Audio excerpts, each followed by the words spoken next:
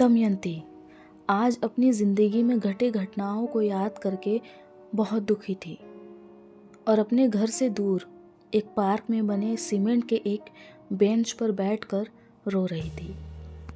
दरअसल दमयंती बाराबंकी जिले के एक ब्राह्मण कुल में जन्मी ब्राह्मण की कन्या थी, जो एक ब्राह्मण परिवार में ही ब्याही गई थी। उसकी शादी को तकरीबन 20 साल हो चुके थे। उसके 2 बेटे थे जो अभी पढ़ाई कर रहे थे। शुरू में तो सब ठीक था, मगर कुछ सालों बाद कुछ ऐसी घटना घटी जिसने दमयंती को तोड़ कर रख दिया। नमस्कार दोस्तों, कैसे हैं आप सभी? उम्मीद करती हूँ बहुत अच्छे होंगे। आप सुन रहे हैं केसी स्कैरी चैनल। दोस्तों, आज की रात कुछ अलग है। आज मैं आपको एक सच्ची घटना सुनाने वाली हूँ।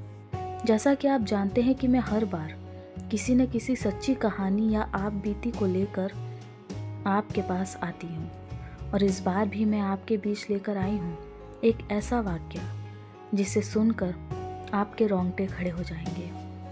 अंधेरा गहराता जा रहा है, खामोशी बढ़ती जा रही है और हवा में एक अजीब सी सरसराहट है।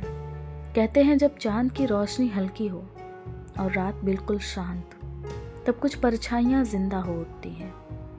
तो तैयार हो जाइए डर और रहस्य से भरी इस सच्ची कहानी के लिए। और हाँ, मेरे चैनल को सब्सक्राइब करना ना भूलें, बेल आइकन ज़रूर दबाएं। और अगर आपके पास भी कोई ऐसी ही दिल दहला देने वाली कहानी है तो मुझसे ज़रूर शेयर करें। चलिए शुरू करते हैं आज की खौफनाक दास्तां। मेरी आज की कहानी है शहीद उद्यान। दमयंती बेंच पर बैठी रो रही थी कि तभी उधर से गुजर रहे एक लड़के ने उसे रोते हुए देखा। उसने संकोच में पहले तो कुछ नहीं बोला, मगर 2 घंटे बीतने पर दमयंती का वही हाल देख उसने कहा, सुनिए माँ जी। दमयंती ने अपनी भीगी पलकें पोंछते हुए मानो उस लड़के की आवाज़ सुनकर खुद के आंसू छुपाने लगी और ऊपर की तरफ देखकर बोली, हाँ बेटा बोलो, क्या बात है? वो लड़का बिना देर किए दमयंती के बगल में बैठ गया और उसके आंसू पोंछने लगा। दमयंती उसकी ऐसी हरकत से और भी भावुक हो उठी और उसका साथ हाथ पकड़कर जोर जोर से रोने लगी। क्या बात है माँ, आप क्यों रो रही हैं? क्या कोई और भी है आपके साथ? उस लड़के ने बड़े ही प्यार से पूछा। दमयंती, नहीं बेटा, मैं अकेले ही यहाँ बैठी हूँ। मेरा घर यही पास में है। मन बहुत विचलित हो रहा था तो सोचा यहाँ आकर बैठ जाऊँ, और तो कोई बात नहीं। मगर आप रो क्यों रही? क्या बताऊँ बेटा? दमयंती ने उदास मन से बोला, तुम तो मेरे बेटे जितने हो, तुमसे अब क्या कहूँ? आपने मुझे बेटा कहा है तो अपने बेटे से कुछ मत छुपाइए। अगर आपको ठीक लगे तो आप मुझे अपनी सारी बात बता सकती हैं। शायद मैं आपकी कोई मदद कर सकूं। नहीं बेटा, मेरी मदद तो अब भगवान भी नहीं कर सकता। मेरा दुख मुझे खाकर ही दम लेगा। इतना कहते ही दमयंती फिर से रोने लगती है। माँ, आप पहले तो शांत हो जाइए और मुझे बताइए बात क्या है। देखिए, ज़िंदगी में कोई ऐसा इंसान नहीं जिसको कोई परेशानी नहीं, बस उसे हौसले से सुलझाना आना चाहिए। फिर चाहे कोई बड़ा से बड़ा भी दुख हो तो वो कम हो जाता है। दमयंती उसकी बातें सुनकर खुद को थोड़ा संभालती है और पूछती है कि तुम कहाँ से हो बेटा? क्या नाम है तुम्हारा? जी माँ, मेरा नाम प्रभात है। मैं एक मिलिट्री ऑफिसर हूँ, यही पास में ही हूँ। यहाँ प्रॉपर रहना नहीं है, बस ड्यूटी करने आया हूँ। खैर मेरी छोड़िए, आप अपनी बताइए। ऐसी कौन सी बात है जो आपको इतना रुला रही है? प्रभात की बातों ने दमयंती का दिल जैसे जीत लिया। वो उसे अपनी सारी बात बताने से बिल्कुल भी नहीं हिचकिचाई। दमयंती ने प्रभात को अपने बारे में सब कुछ बताया। बेटा, मेरी शादी को 20 साल हो चुके हैं। मेरे 2 बेटे हैं जो लगभग तुम्हारी उम्र के होंगे। मेरे पति पुलिस ऑफिसर हैं। पहले तो सब कुछ बहुत अच्छा चल रहा था, मगर धीरे धीरे ना जाने क्या हो गया। मेरे पति किसी लड़की के चक्कर में पड़ गए और हम सबको छोड़कर अब वो उस लड़की के साथ रहते हैं। दुख की बात तो ये है कि वो अपनी सारी कमाई का हिस्सा उस लड़की पर लुटा देते हैं। मुझे और मेरे बच्चों को कुछ भी नहीं देते और ना ही हमारे साथ रहते हैं। मैं अब अकेली औरत इस उम्र में कहाँ जाऊँ, क्या करूँ? मुकदमा भी लड़ रही हूँ अपने पति से, ये सोचकर कि शायद वो वापस आ जाए। प्रभात ने ये बात सुनकर कहा कि जो प्यार की भाषा नहीं समझा वो कानूनी कार्यवाही से क्या समझेगा। आप क्यों उस इंसान को वापस पाना चाहती हैं? क्या करेंगी उसे वापस पाकर? कुछ नहीं मिलेगा आपको ये सब करके। जिसका दिल आपके पास ना हो उसका शरीर क्या करेंगी आप? आपके पास तो सब कुछ है, घर है, पैसा है, बच्चे भी हैं, घर वाले भी हैं, और उसके पास क्या है? सिर्फ वो लड़की। और आपको क्या लगता है कि वो जवान लड़की किसी बूढ़े के साथ कितने दिन रहेगी? और क्यों? पैसे खत्म हो जाने पर वो भी उन्हें छोड़कर चली जाएगी। जिंदगी बहुत ही छोटी है माँ, जितना खुशी से जीना हो जी लो। आपके पास तो खुद का परिवार है। हम लोगों से पूछो जो अपने परिवार को सामने देखकर भी उनसे बात तक नहीं कर पाते। हम फौजी की ज़िंदगी ऐसी ही है। हमारे ज़िंदगी का कोई ठिकाना नहीं, कब धोखा दे दे। इसलिए खुश रहो। जो भी अपने पास है उसी में संतुष्ट रहना सीखो। ये सुनकर दमयंती मुस्कुराते हुए बोली, अरे तुम तो बड़े बुजुर्गों जैसी बातें करते हो।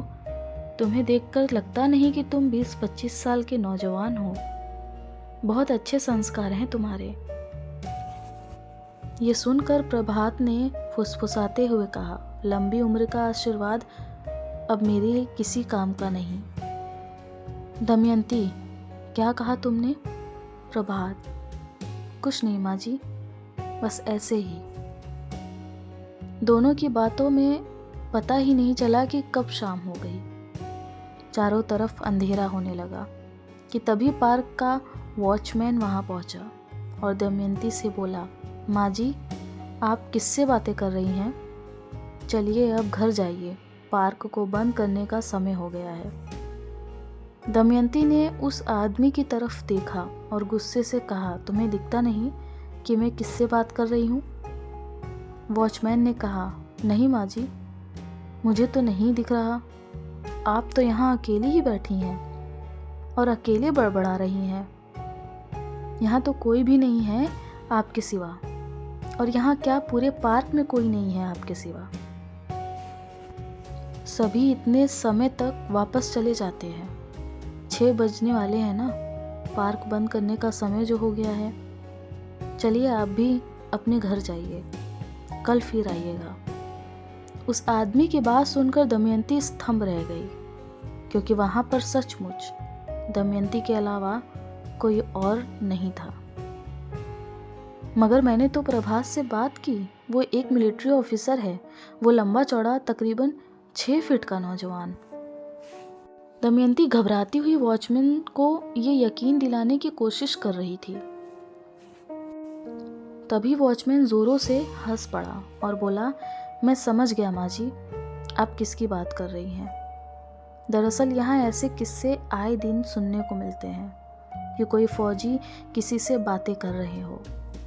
माँ जी, ये शहीद उद्यान है। यहाँ शहीदों की, फौजियों की स्मारक बनवाई जाती है। दमयंती आश्चर्य से, मतलब? वॉचमैन, माँ जी, आप यहाँ पर नहीं हैं क्या? आपको नहीं पता ये पार्क शहीद उद्यान है?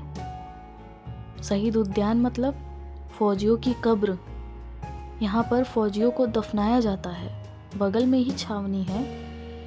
दमयंती आश्चर्यचकित थी। उसने वॉचमैन से कहा कि मैं बस कुछ ही दिन हुए हैं यहाँ पर शिफ्ट हुई हूँ, इससे पहले कहीं और रहती थी। वॉचमैन ने कहा, अच्छा, इसीलिए आपको यहाँ के बारे में नहीं मालूम। खैर कोई बात नहीं, अब आप घर जाइए, अंधेरा होने वाला है। दमयंती वहाँ से लौटने ही वाली थी कि तभी वॉचमैन ने दमयंती से कहा कि माँ जी, यहाँ आए दिन फौजियों की आत्मा घूमती रहती है, मगर किसी को नुकसान नहीं पहुँचाती। अगर आप वापस यहाँ आए और ऐसा कोई और मिल जाए तो आप बिल्कुल मत घबराना। हमने तो आज तक ऐसा कुछ नहीं देखा, न जाने लोगों को कैसे दिखाई देता है ये। मरे हुए फौजी उनसे बातें करते हैं, उनसे मिलते हैं, उनके साथ समय बिताते हैं। सुनकर बहुत अच्छा लगता है। लोगों की सुनी सुनाई बातों पर ही आपसे कह रहा हूँ। फिर वॉचमैन बड़बड़ाते हुए चारों तरफ के गेट को ताला लगाने लगा। दमयंती थोड़ी देर तो वहीं स्तंभ खड़ी रही। फिर वो बेंच से उठती है और वहाँ जाती है जहाँ सभी फौजियों के स्मारक और नाम लिखे होते हैं। अपने शक को दूर करने के लिए दमयंती उन सारे नामों में से प्रभात को ढूंढने लगती है। कुछ कोशिशों के बाद दमयंती को वो नाम मिल ही जाता है, जिससे उसका शक यकीन में बदल जाता है और वॉचमैन की बात सच हो जाती है। संगमरमर के सफ़ेद पत्थरों पर एक नाम सुनहरे अक्षरों में लिखा था, आर्मी के होनहार जवान शहीद कैप्टन प्रभात प्रभा। अगर आपको ये कहानी अच्छी लग रही हो तो मेरे केसी स्कैरी चैनल को सब्सक्राइब करें, ताकि हम जब भी नए वीडियो डालें तो आप तक ज़रूर पहुँचे। संगमरमर के सफ़ेद पत्थरों पर एक नाम सुनहरे अक्षरों में लिखा था, आर्मी के होनहार जवान शहीद कैप्टन प्रभात प्रताप सिंह, जिनका निधन 1997 के युद्ध में हुआ था। वो एक जाबाज सिपाही की तरह अंतिम सांस तक दुश्मनों से लड़ते हुए शहीद हो गए। हिंदुस्तान उनकी इस शहादत का कर्जदार रहेगा। ये नाम पढ़ते ही दमयंती की आंखों में आंसू आ गए और वो फूट फूट कर रोने लगती, मानो उसका अपना बेटा ही शहीद हुआ हो। दमयंती कुछ देर बाद खुद को संभालते हुए प्रभात के नाम को चूमती है और खुद को हमेशा खुश रखने का प्रभात से वादा करती है। उस लड़के ने आकर दमयंती के जीवन को एक नई मोड़ दे दी। शायद ईश्वर की यही मर्जी थी। प्रभात के ही हाथों दमयंती के दुखों का नाश लिखा था, जो कि हुआ। अब हर रोज दमयंती प्रभात से मिलने उस शहीद उद्यान आती और उसके नाम के पास घंटों बैठी रहती। अब उसने अपने पति को तलाक देकर उसे हमेशा के लिए आज़ाद कर दिया और बच्चों के साथ एक सुकून की ज़िंदगी जीने लगी। जो दमयंती अपनी पूरी ज़िंदगी में न सीख पाई, वो उस अनजान मुसाफिर ने उसे चुटकियों में सिखा दिया। कहते हैं कि दुख हर किसी के जीवन की कड़ी है। उसका काम ही है मनुष्य को एक हीरे की तरह तराशना, उसकी ज़िंदगी में आकर उसे एक नया केसर बनाना। तो अगर आपके जीवन में भी दुख है तो खुश हो जाइए, आप कुछ नया सीखने वाले हैं।